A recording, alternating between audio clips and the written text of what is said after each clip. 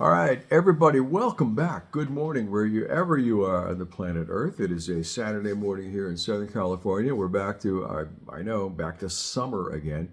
I know many of you are experiencing cold weather. At some point, we'll probably get some of that too. Hey, today we're going to talk about when is it time to get a new mouthpiece? When should you get a new mouthpiece? All right, how do you know? But first, I have a couple of Zoom lesson slots still open, and your discount code for this month only is DGM10. Here's how it works. Once we decide that you're going to sign up and take a lesson, I want you to send me what it is that you want to work on. All of those of you who listen to this channel, you already know, right? You already know your way around the saxophone. You know how to play. You know where you are right now relative to where you want to be. Even if you're a beginner, beginners, intermediate level, advanced level sax players, you all have something that you want to work on. And that's what you and I will discuss prior to the session. When we hook up on Zoom, we're actually going to work on that thing. I'm going to have ideas about how to help you get from point A to point B in your trajectory as a sax player. DGM10. Only got a couple of slots open. So grateful to meet those of you who have been, subscribers and commenters for so long. And this, essentially is your channel. You created it, and I appreciate you being here. So many of you have had great suggestions and even called me out on my BS, and I appreciate that too. All right, today, let me introduce you to my little friend. My little friend. This is called a mouthpiece. You already know that. This is a mouthpiece, all right? And this is where all the action starts. I mean, you think about your saxophone. What do you have? 6-7 feet of brass tubing, and it turns that into some great sound, doesn't it? All right. How do you know though when it's time to get a new mouthpiece? Well, here's what you don't need to do. Respond to ads.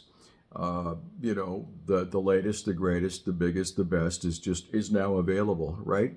And really a side note is I think there's a whole industry that's developed around the mouthpiece, right? And I think there's a lot of weekend warriors that have invested a tremendous amount of money. I mean, I've got students with 14 or 15 really expensive mouthpieces. And I too, I'm guilty. I've spent $1,000.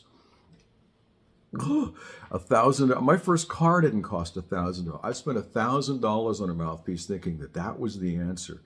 And it was not the answer. I could never play in tune with that mouthpiece. I'm not dissing mouthpiece, but that's not a reason. An advertisement. You're at the music store buying reeds, and there happens to be a new mouthpiece there. No, that's not a reason to buy a new mouthpiece. The SYOS people, they're constantly producing signature mouthpieces. And you think, well, if I get one of those, I'll sound like that guy or that woman. No, you won't. Case in point, I had a student for years who was really, really, really into, Mindy Aber. Dug her. I dig her sound too. He bought one of her soprano saxes that was available online. One of her discard sopranos. He bought that over eBay, and then he bought one of her signature mouthpieces. That who puts those out? Somebody made a signature Mindy Aber mouthpiece. Theo Wani. Nothing. Not again. I'm not dissing Theo Wani. A lot of great players use those mouthpieces, but the point was he thought he was going to sound like Mindy Aber. Now, he wrote some big checks to get all this equipment. And did he sound like Mindy Aber? No, he did not. He sounded like himself playing on that equipment. Nice gear, really nice gear, but it didn't help his sound at all, right? So when should you buy a new? When is it? When you drop yours, yeah, and it breaks, sure. Maybe you're playing, in the marching band at school, and you've been playing on the Grody mouthpiece that came with the Loner Berry sax that the school provided for you. Is that a time to maybe talk your parents into get a better mouthpiece? Yeah, you bet. The best time to get a new mouthpiece is, first of all, to understand what this represents.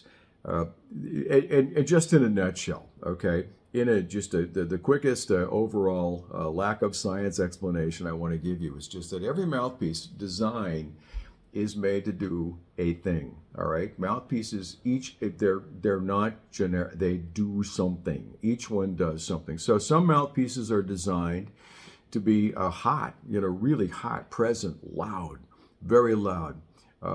Other mouthpieces on the other end of the spectrum are designed to be, melancholy and dark. I want you to think about our predecessors who invented, the jazz sounds that you might enjoy. Stan Getz, what did he play on? A Tone Master, Auto-Link Tone Master, I think. Auto-Links were very common. I think Stan Getz blew an Auto-Link. A lot of the greats from the past blew those Super Tone Masters or the Tone Edge mouthpieces. Yeah, I think it's a Tone Edge, not a Tone Master. Brillhart. In fact, I think Arnold Brillhart designed this mouthpiece. The one that I've been using for years now is a graptonite. Graptonite. There's a total marketing word. This is injection molded plastic. It is not graptonite. No, and if it hits the floor, it shatters into a million pieces. What did Kenny Garrett play? He's been playing, a mouthpiece. I just read this the other day. I try not to be a gear nerd, and I try not to focus on what somebody else is playing. But, in the beginning, we all do that. We all kind of look up our heroes and go, what's he, blah, blah, blah, blah. And I'm sure that all of those of you watching right now, you probably know what kind of mouthpiece Stan Getz used, and maybe you know Michael Brecker. You know exactly what he used and his reed and all that sort of thing, and what his birth sign was, and and Scorpio rising and all that. No, none of that. Please, none of that matters. What really matters, and we talked about this last week, not so much the saxophone body itself. That is an amplifier, and within small degrees, all right, small degrees, they will influence your sound, as long as we're talking about a horn that's in real good shape, okay? A horn that plays well, it doesn't have any leaks, all right? But essentially, this is it right here. The mouthpiece reed combination, we'll talk about reeds next week, okay? Maybe the ligature, maybe a little bit, but really it's the mouthpiece. It's your air support. We talked about that last week. Without proper air support and embouchure, your tone you can buy any mouthpiece you want. It's not going to make a difference, okay?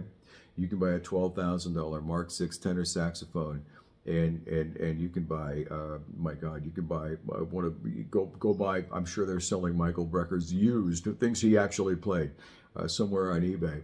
And you can spend $100,000. It's not going to make a difference. It's your air support, right? The mouthpiece and reed combination. We'll get to that in a second. But so important is the tone that you want to achieve. The tone that you want to achieve. I'm going to shut up. Just let that soak in for a second, okay?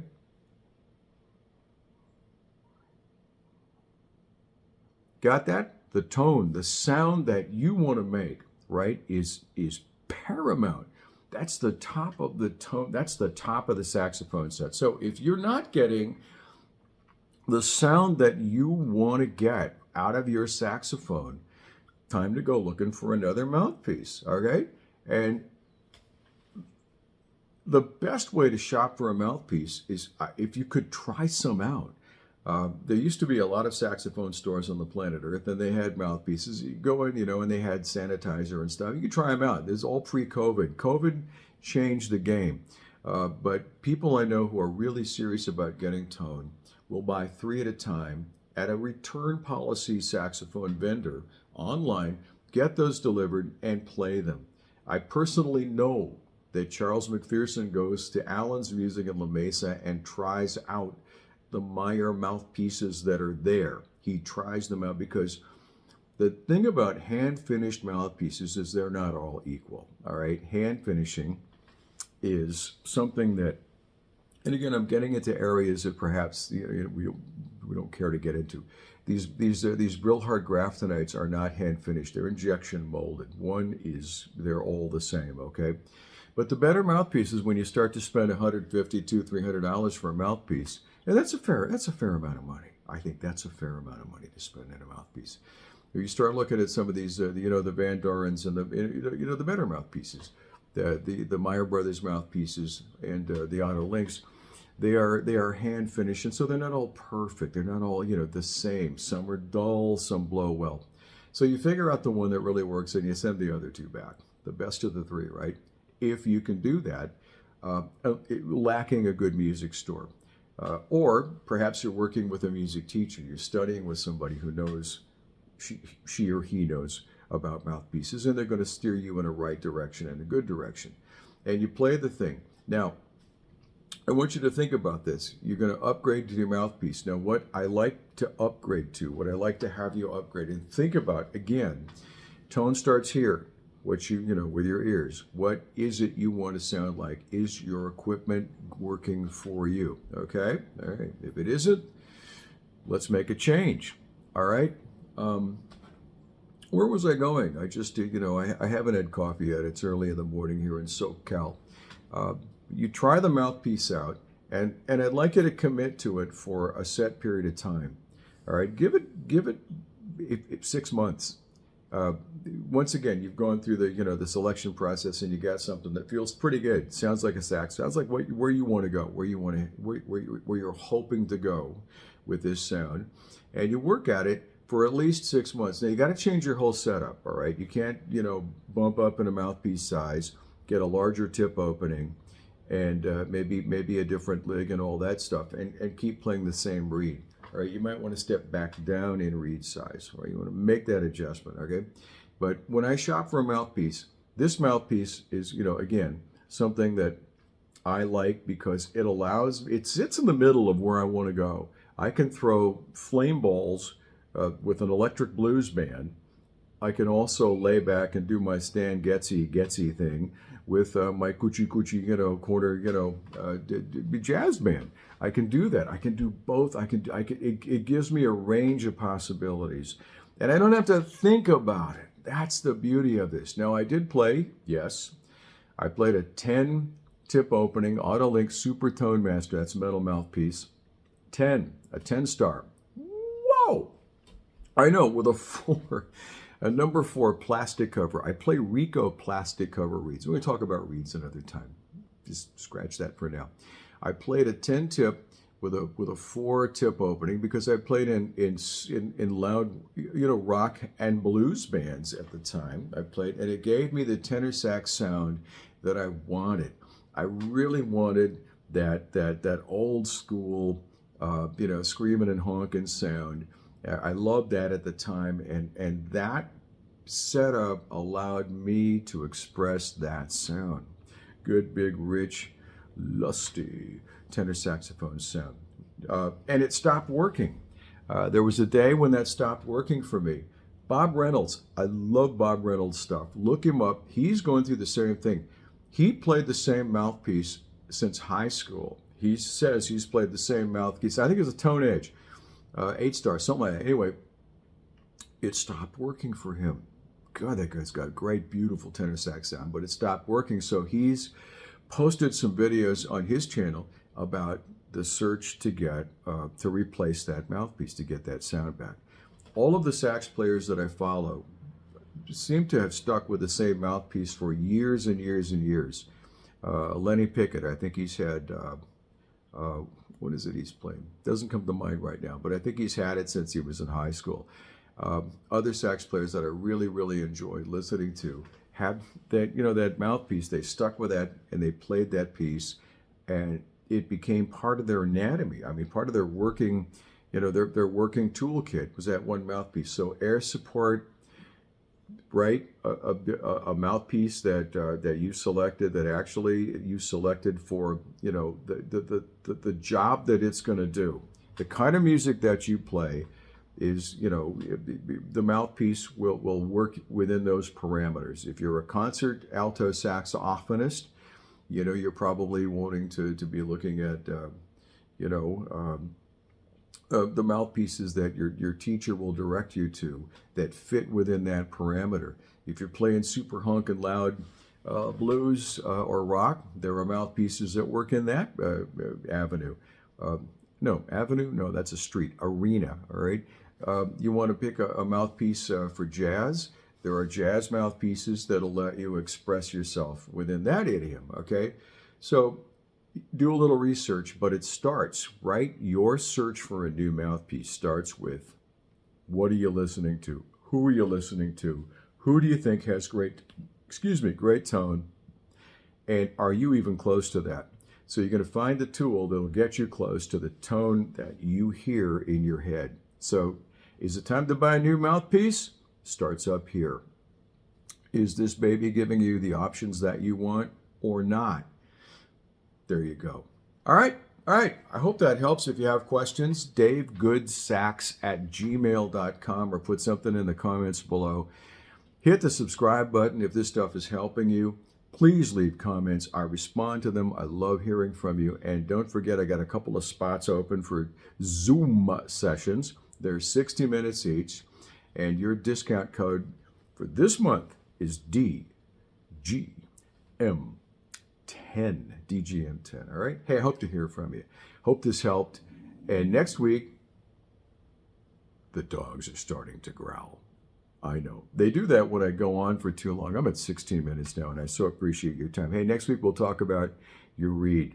When should you get a bigger, better reed? Let's talk about that next week. All right. Until then, have fun, play your saxophone, do good work, stay in touch, and I'll talk to you later.